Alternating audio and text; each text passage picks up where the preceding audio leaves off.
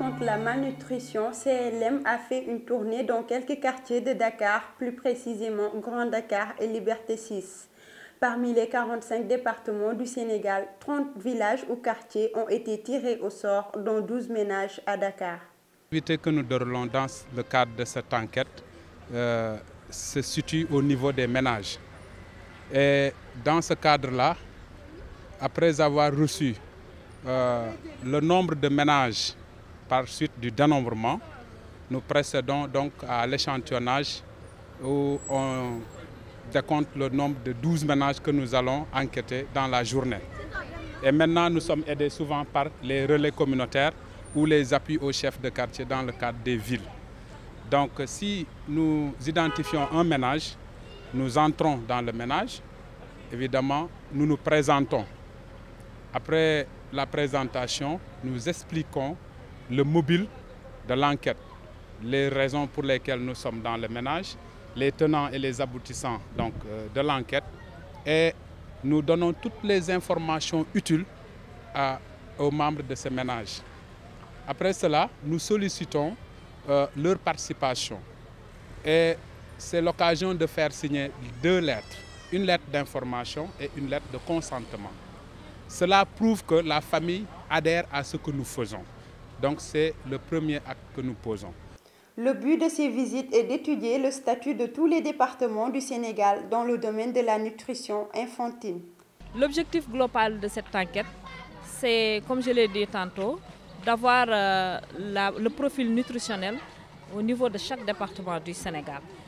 Et à la suite de cette enquête, cela permettra donc d'adapter nos interventions par rapport au contexte, mais par rapport également au type de malnutrition qui existe au niveau des différentes zones enquêtées. Par ailleurs, la représentante de la CLM a apporté des éclaircissements sur le rôle de la cellule de lutte contre la malnutrition.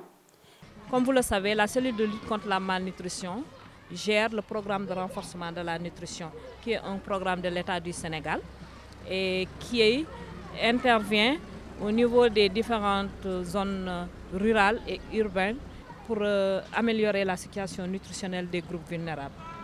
Au total, 2 enfants de moins d'1 an ont été diagnostiqués par les superviseurs de la cellule. Donc nous décomptons le nombre de cibles du ménage, c'est-à-dire les enfants âgés de 0 à 5 ans qui se trouvent dans le ménage. Après avoir décompté ces enfants, nous sollicitons donc leur carnet de santé pour voir la date exacte de leur naissance, pour pouvoir mieux nous situer par rapport à leur âge, s'ils sont dans la cible de l'enquête.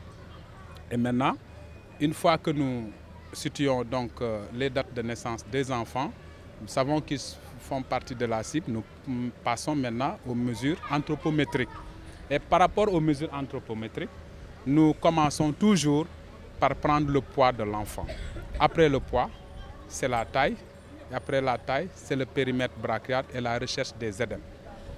Au niveau maintenant du poids, si l'enfant a plus de 2 ans et s'il parvient à se tenir debout, on le laisse sur la balance et on lit donc le poids.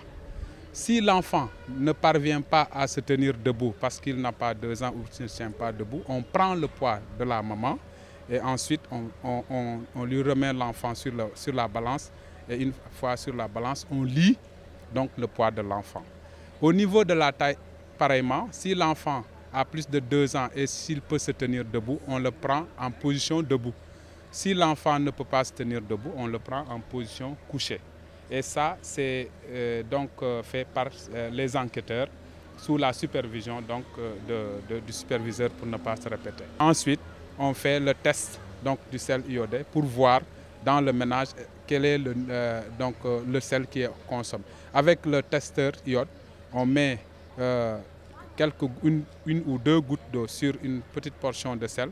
Et si le sel vire au violet, ça confirme la présence de l'iode. Dans le cas où le sel ne vire pas, on sait que la présence d'iode n'est pas donc dans le sel.